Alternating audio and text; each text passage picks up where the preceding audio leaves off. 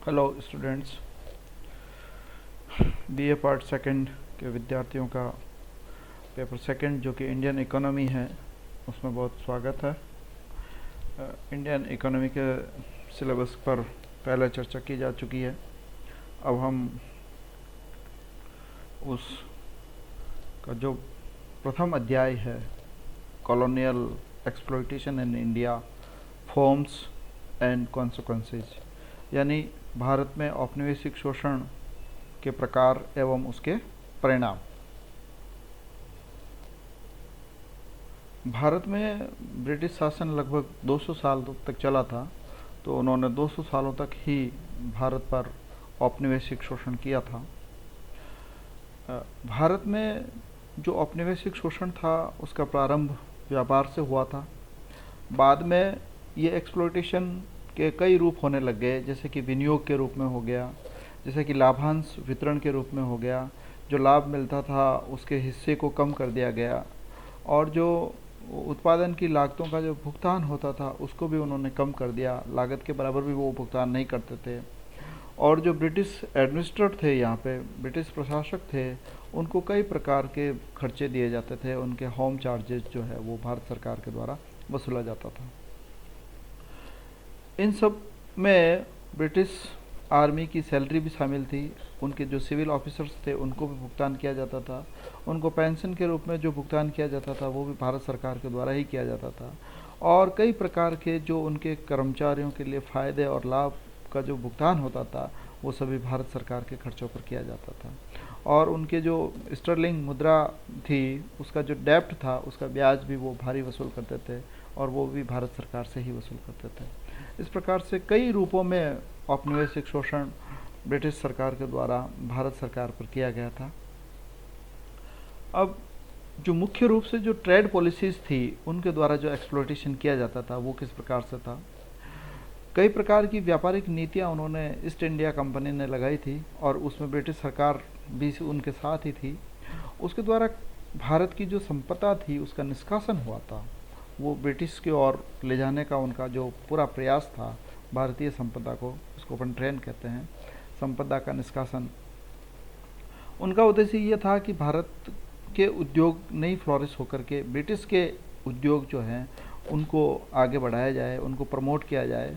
और जो कच्चे माल की जो सप्लाई थी वो भारत से किया करते थे, और उस कच्चे माल से अपने देश के अंदर व्यापारिक गतिविधियों को वो प्रोत्साहन देते थे। यहाँ की एग्रीकल्चर से जो निर्मित कच्चा माल होता था उसको वो बहुत ही कम कीमत पर अपने वहाँ ले जाते थे, और उसका जो रूप बदल करके वापस यहाँ पर भारी कीमतों के रूप में बेचने लगे। जो मुख्य मुख्य व्यापारिक नीतियाँ थी जिनके कारण ये ह्यूज एक्सप्लॉयटेशन हुआ, यानी बड़ी मात्रा में जो एक्सप्लॉयटेशन हुआ था, वो इस प्रकार से है कि यहाँ के जो कृषक कल्टीवेटर्स जो थे उन्होंने ईस्ट इंडिया कंपनी के साथ इरिगो प्लांटर्स का करार कर दिया था, और जिसमें कि जमींदार और कृषक जो थे वो उनको ये इस प्रकार का जो है ना खेती करना अनिवार्य कर दिया गया था।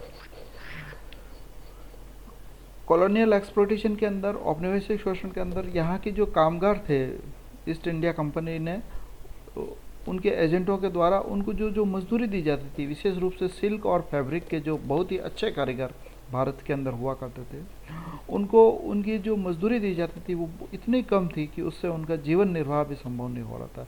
यानी बहुत ही इनह्यूमन कंडीशन के अंदर वो लोग जी रहे थे।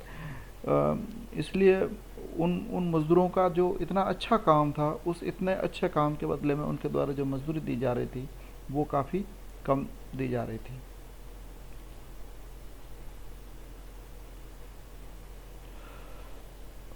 तीसरा कॉलोनियल एक्सप्लॉयटेशन था जो manipulation of import and export duties, यानी आयात शुल्क और निर्यात शुल्क पर।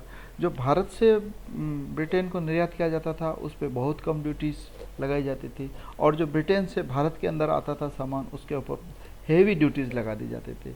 तो इन दोनों के अंदर जो अंतराल होता था वो नुकसान जो था वो भारत सरकार को ही होता था। स्पेशली कॉटन और सिल्क फैब्रिक्स पर जो है ना ब्रिटिश गुड्स पर उन्होंने काफ़ी जो है ना भेदभाव किया था, उसके कारण उनकी कीमतों के अंदर काफ़ी अंतर आता था।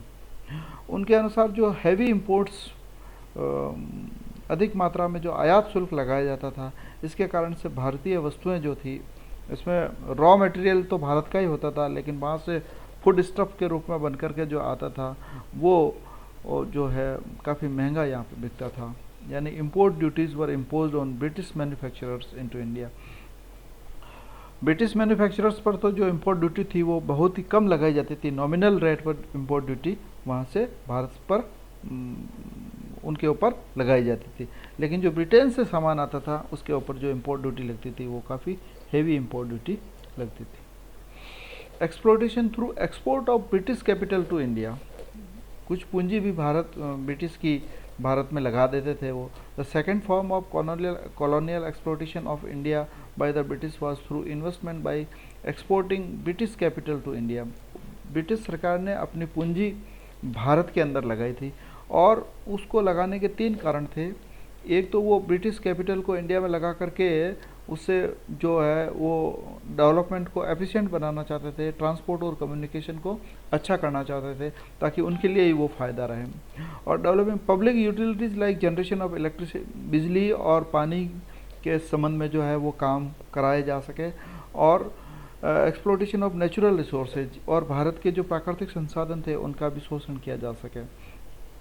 And to promote the foreign trade through quicker disposal of goods by linking railways, और विदेशी व्यापार को प्रमोट करने के लिए ताकि रेलवे के द्वारा जल्दी से जल्दी सामान को ब्रिटिश पहुंचाया जा सके और ब्रिटिश के बने बनाए माल को यहाँ पे ला करके मंडियों के अंदर बेचा जा सके। तो कुल मिलाकर के ऊंची ब्याज दर पर ब्रिटेन सरकार ब्रिटेन का पैसा लेकर के भारत में खर्च करती थी, और उस खर्च के जो रूप थे वो इलेक्ट्रिसिटी, वाटर और रोड, रेलवे इत्यादि, ताकि उससे उनका व्यापार जो है वो जल्दी से और द्रुत गति से हो सके। इस दिशा के अंदर उन्होंने पैसा ब्रिटिश सरकार से उधार लिया, ऊंची ब्याज दर पर भारत में लगाया और वो फैसिलिटीज़ बनाई जिससे कि उनको खुद को सुविधाएं होती थी, और उससे उनका व्यापार जो है वो प्रमोट हो गया जल्दी से जल्दी। और कॉमर्शियल एक्टिविटीज़, कृषि की जो कॉमर्शियल एक्टिविटीज़ थी उसको प्रमोट करने के लिए भी उन्होंने विनियोग किया। टी के अंदर, कॉफ़ी के अंदर और रबर प्लांटेशन के अंदर भी उन्होंने काफ़ी मात्रा में विनियोग किया था। टी, ताकि वो यहाँ से रॉ मटेरियल के रूप में ब्रिटेन को ले जाते थे, टी और कॉफ़ी का उनको ज़्यादा शौक था, इसलिए वो भारत की टी और कॉफ़ी को वो ब्रिटेन के लिए भेजते थे। इसलिए उन्होंने इसमें भी उन्होंने इन्वेस्टमेंट किया। मशीन बिल्डिंग के अंदर इन्वेस्टमेंट किया, इंजीनियरिंग इंडस्ट्रीज़ के अंदर इन्वेस्टमेंट किया और केमिकल्स के अंदर भी उन्होंने इन्वेस्टमेंट किया। बैंकिंग, इंश्योरेंस और व्यापार के अंदर भी उन्होंने विनियोग किए। British multinationals made all these investments through its subsidiaries, उन्होंने अनुदान के रूप में ब्रिटिश मल्टीनेशनल्स को वो अनुदान के रूप में ये सारी विनियोग करते थे। ब्रिटिश मैन्युफैक्चरर को ही देते थे और अनुदान देते थे, और उन्हीं मल्टीनेशनल कंपनियों के द्वारा ये इस प्रकार के विनियोग करवाते थे।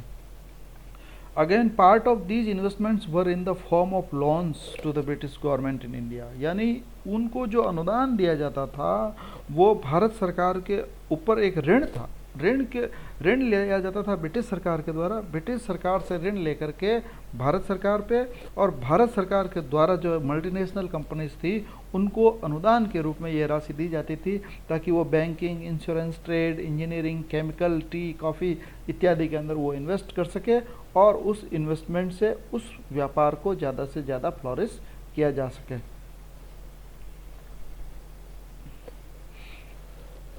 दो मुख्य जो प्रकार थे ब्रिटिश इन्वेस्टमेंट के वो इस प्रकार से: private foreign direct investment in mining, mills and plantations, यानी माइनिंग के अंदर किया उन्होंने, मिल्स के अंदर किया उन्होंने और प्लांटेशंस के अंदर किया। स्टर्लिंग लॉन, जो ब्रिटिश की मुद्रा थी स्टर्लिंग, उसके अंदर लॉन दिया गया ब्रिटिश गवर्नमेंट को भारत सरकार से भारत सरकार को, और public and semi public organisations for undertaking infrastructural and public utility projects. Public utility projects के अंदर जैसा कि अभी आपने पढ़ा था उसके अंदर वो लोग खर्च करते थे। Following are the 3 important estimates of foreign capital in India. ये देखिए इसके अंदर 1911 के अंदर 365, 1929 के अंदर 500 और 1933 के अंदर 1000 करोड़ का जो मिलियन दिया हुआ स्टर्लिंग मिलियन का जो है वो उन्होंने यहाँ पे खर्च किया था इन सेक्टर्स के अंदर। अगला जो पार्ट है वो हम आगे के वीडियो के अंदर तैयार करेंगे, इसलिए धन्यवाद।